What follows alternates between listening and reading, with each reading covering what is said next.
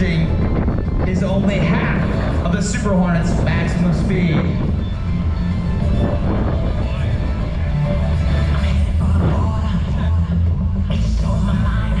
From the right, the high-speed pass.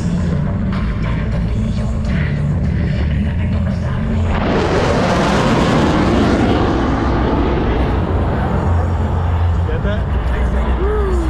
That will pull the aircraft into the vertical and then quickly reorient the jet back down to the earth for the next maneuver, the abrupt pullover. You're color coordinated today. Entering this next maneuver at 350 miles per hour, Mac will pull the jet into the vertical and then roll the canopy toward the crowd.